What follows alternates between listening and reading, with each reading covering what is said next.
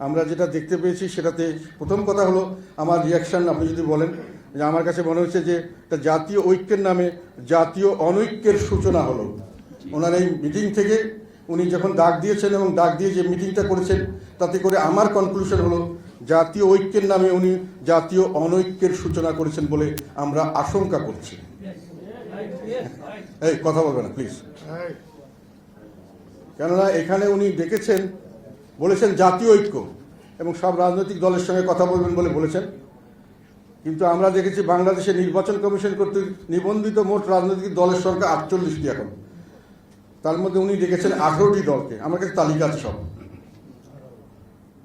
তার মধ্যে বেশিরভাগ যেগুলো দল মনে করি যে ইম্পর্টেন্ট, আমি তাদের বিষয়ে দু একটি কথা এখানে বলে কেন আমি মনে করছি জাতীয় অনেকের সূচনা করেছেন এটা একটু বিস্তারিতভাবে বলবো। সেটা হলো আমরা যদি এর আগে 2014-এর আগের নির্বাচন থেকে ধরি, 2001 এবং 2008 এই দুটো নির্বাচন কিন্তু অবাধ, সুষ্ঠু, নিরপেক্ষ এবং অন্তর্ভুক্তিমূলক সঠিক নির্বাচন হয়েছে বলে দেশে এবং বিদেশে গ্রহণযোগ্য হয়েছে। যদিও 2001-এ আওয়ামী লীগ বলেছে এটা গ্রহণযোগ্য হয়নি, আমাদের কাছে কারচুপি হয়েছে, এটা দেশবাসী গ্রহণ করেনি, বিশ্ববাসী গ্রহণ করেনি। আবার 2008-এ বিএনপি বলেছে এটা ঠিক হয়নি, এটাকে নানান কারচুপি করা হয়েছে, দেশবাসী গ্রহণ করেনি, বিদেশিরা গ্রহণ করেনি। সেই নির্বাচন দুটির ফলাফল নিয়ে তাহলে আপনারা বুঝতে পারবেন যে দলগুলির কার কত ভারী এবং কে কতটুকু রিপ্রেজেন্ট করে জনসমর্থন। বিএনপি 2001 সালে সরকার গঠন করেছিল বিপুলভাবে নির্বাচন, 193টি সিটে, 300 সিটের মধ্যে সরাসরি নির্বাচনে 193 সিটে তারা জয়লাভ করেছিল। তাদের মোট ভোটের হার ছিল কত জানেন? টোটাল ভোটের 40.997, 41-এর একটু কম পার্সেন্টেজ অফ ভোটস বিএনপি এককভাবে। আর আওয়ামী লীগ সেই সময় মানে খুবই খারাপ রেজাল্ট করেছে, সেটা হলো 62টি সিটে তারা জয়লাভ করেছে, 131টি সিট কম পেয়েছে বিএনপির চেয়ে। তাদের ভোটের পার্সেন্টেজ কত ছিল জানেন? ভোটের পার্সেন্টেজ ছিল 40.13, মানে বিএনপির পার্সেন্টেজে যে তাদের পার্সেন্টেজ 1%ও কম হয় নাই, 0.84% কম হয়েছে। যখন সবচেয়ে খারাপ অবস্থা আওয়ামী লীগের, সিট পেয়েছে 62টি আর বিএনপি সিট পেয়েছে 193টি। বিএনপি সিট পেয়েছে 40.9% আর আওয়ামী লীগ পেয়েছে 40.13%। আর সেখানে জাতীয় পার্টি তখন ইসলামী ফ্রন্ট নামে ছিল, আমাদের সঙ্গে চরমনায়ের পীর সাহেব ছিলেন। অবশ্য লাস্টের 2-1 দিন আগে ওনারা আমাদের থেকে বিএনপিকে সমর্থন দিয়েছিলেন, ফলে আমরা এককভাবেই করেছিলাম। আমরা 14টা সিট পেয়েছিলাম, আমরা ভোটের পার্সেন্ট ছিল 7.25%। আর জামাত ছিল তখন একটা ভালো ফ্যাক্ট, ওখানে এখনও বড় দল তারা মোটামুটি, সেখানে তারা 17টা সিট পেয়েছিলেন 2001 সালে এবং 4.28% ছিল তাদের ভোটের হার। এটা অফিসিয়াল রেজাল্ট থেকে আমি বলছি, যেটা আমার কাছে আছে।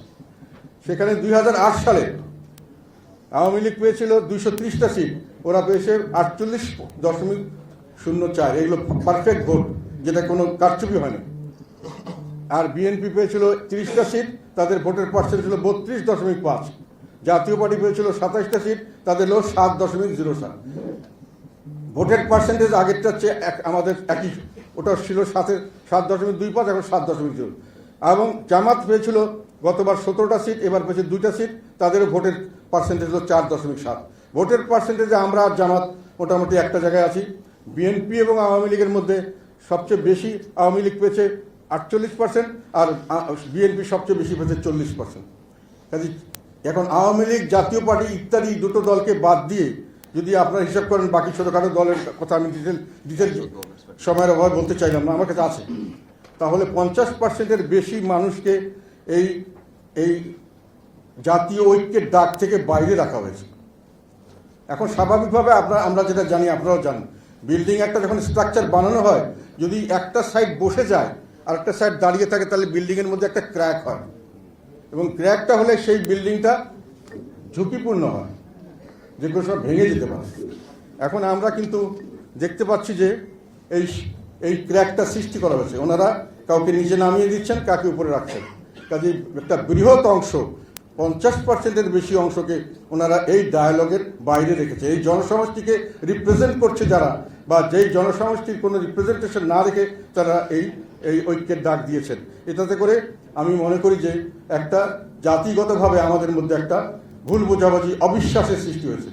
কাউকে যদি আপনি অবিশ্বাস করেন তাহলে সে আপনাকে অবিশ্বাস করবে, কাউকে যদি আপনি ঘৃণা করেন সে আপনাকে ঘৃণা করবে, কাউকে যদি আপনি নিশ্চিহ্ন করতে চান সে আপনাকে নিশ্চিহ্ন করতে চাইবে।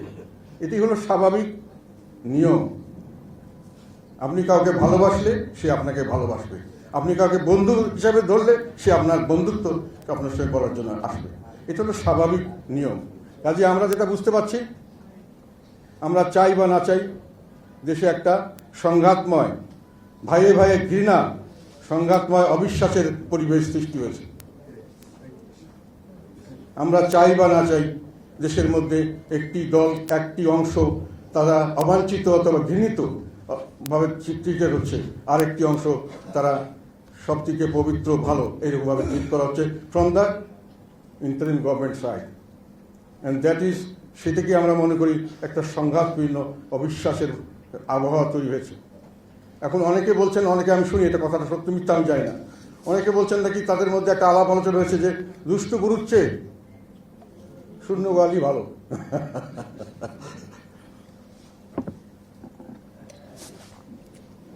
তার মানে দুষ্টু গরুকে ওনারা রাখবেন না।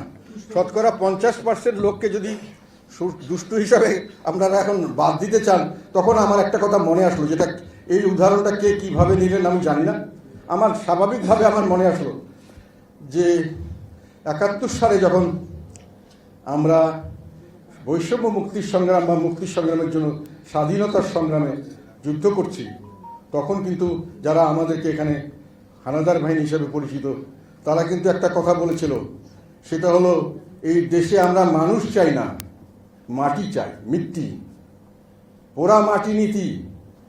মানুষ সব এখানে গাদ্দার, বিশ্বাসঘাতক, এবং মানুষ এখানে হিন্দু। কাজে এদেরকে না হলেও আমার চলবে, আমার ল্যান্ড দরকার।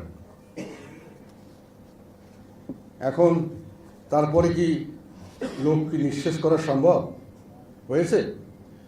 50% মানুষকে আপনি নিঃশেষ করে আপনি সব দুষ্ট গোল খালি করে দেশ, সুন্দর একটি দেশ তৈরি করবেন, এটা কি বাস্তবসম্মত কথা?